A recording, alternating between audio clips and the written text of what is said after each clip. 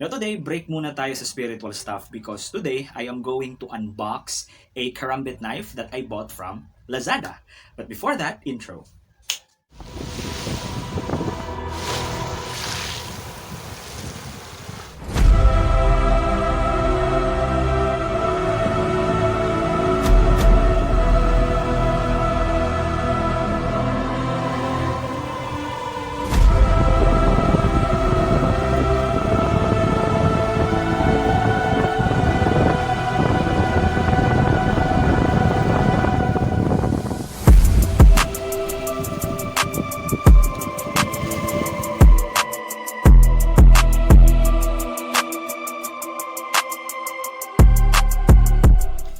Okay, so I bought this karambit knife from Lazada. This is a foldable karambit knife which only costs 400 pesos. So ngayon, titingnan natin if this is really, a good buy, if this is really a good quality for 400 pesos. No?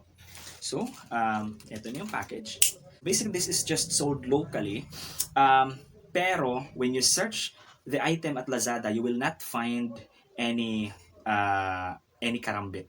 Or, you cannot search on Lazada yung mga words na pang self-defense or weapons. You can't search it that way. Kasi ang nakapangalan dito, it's Derispina Kitchen Utility Tool. No? So, I think the sellers are concealing their EDC or everyday carry tools on Lazada kasi I think bawal magbenta ng mga weapons. But if it's a kitchen knife, of course, nakakalusot. So, ewan, kitchen utility tool yung nakalagay. But of course, you can still use a karambit for slicing fruits or vegetables or whatnot kasi it's still a knife, right? So, let's open it. Nakahiligan ko kasi mag-collect ng knife and other types of blades kasi nga I'm a Filipino martial arts enthusiast. At the same time, I'm also a self-defense instructor. So, this is my old knife. Kita nyo naman, this is a foldable knife. Mechanical siya, no? Manual. One flick, it will open. Tapos, meron siyang pin dito sa gilid. So, ito yung mga knife na gusto ko. Kasi, pwede mo siyang ilagay dito. Oo. So, easy yung deployment kasi nandito na siya. Easy ang deployment niya. Whereas nasa loob, mahirap, no? In times of need, in times of danger, paano pag masyado malalim yung bulsa mo? Of course, 'di ba? Mahihirapan kang kunin yung weapon mo. But on the contrary, kung medyo shallow yung bulsa mo, baka mahulog yung knife. Kaya importante na meron siyang ganito. Meron siyang pin. May holder siya. So, eto naman, tingnan natin. Itong binili ko from Lazada. Okay.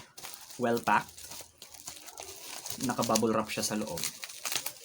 Buksan natin yung bubble wrap. Okay. Meron siyang casing na karton. It says Derispina knives. Let's try to open this one. Tingnan natin yung karambit. Binili natin. Wow. This looks good. So, ito yung retention ring. Very nice. Very comfy.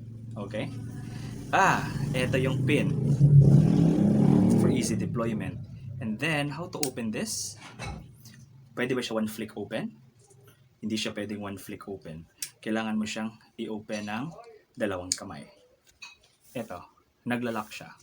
So, once it's locked, it's tigas na. Okay. Para i-close siya, kailangan mo na itong i-push dito ng konti. Tapos, mag-close siya ulit. Tulad din ng mga traditional mechanical foldable knife. Okay. So, okay, lock. Good. Yung grip niya, okay siya sa kamay. Smooth.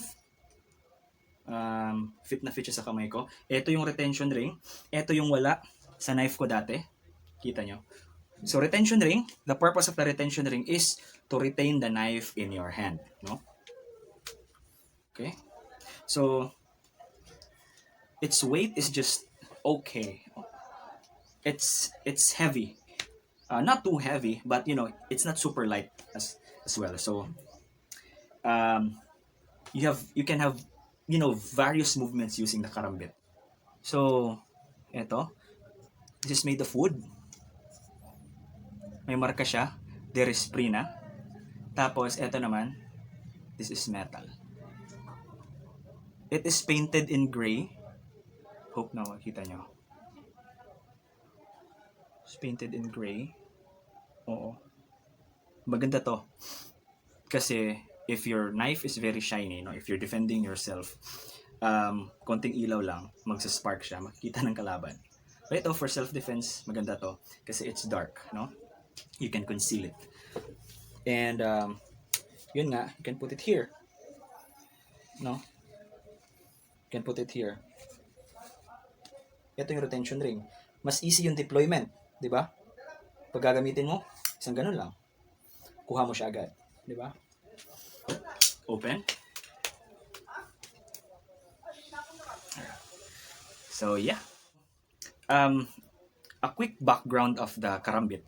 So, the karambit is the major weapon, or one of the major weapons rather, in Pencaksilat, in Indonesia, and also in our Filipino martial arts, which is Kali. So, ito kasi mga countries in Southeast Asia, magkakamag-anak lang. And we were also heavily influenced by Indonesians and Malaysians kasi nga, di ba, according to our history books, they were one of our ancestors. So, sila ang nagdala ng mga karambit dito sa Pilipinas. Ang karambit ngayon, makikita natin to mostly talaga in Southeast Asia, in Philippines, Indonesia, Malaysia, even in Laos and in Thailand, tapos Cambodia, gumagamit din sila ng karambit. So it is believed that the karambit started in West Java, and this started as a utility tool, farming tool.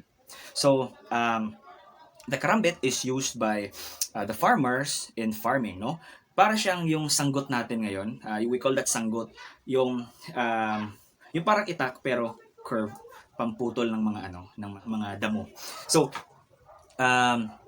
this is unadorned, bali this is raw, Unlike now na daming design, magagandang design. Dati, it's just a farming tool. However, it evolved into a weapon. Of course, since when the farmers were oppressed, naging weapon ang karambit.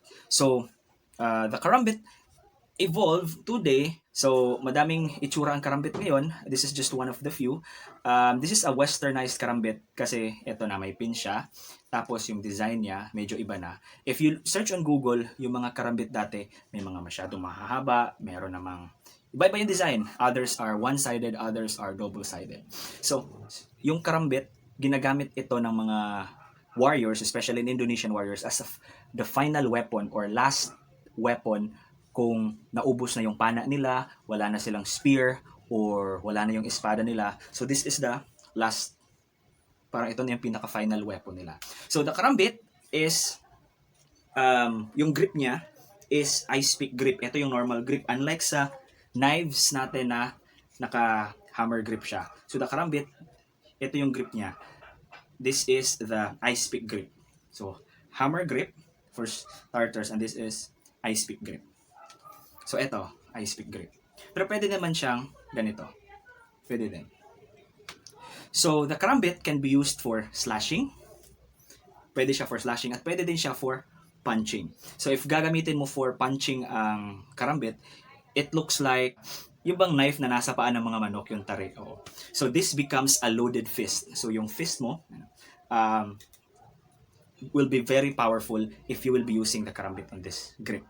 But using the karambit, since this is being held like this, the karambit needs a lot of training before you will be able to use the karambit effectively. Kasi,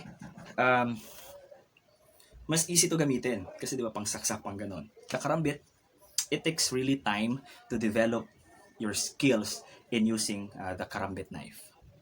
Test natin yung sharpness niya. Wala tayong papel, but just by touching it, this is not razor sharp. So the blade is not razor sharp. It's just sharp. It's just okay. Makakaputol to ng prutas, ng karne, but not paper. For the price of 400 pesos, I think this is good. Maybe from 1 to 10, nasa mga 6 or 7. Still a good buy. yeah, maybe gagamitin ko to mamaya kasi may lakad ako. Alright.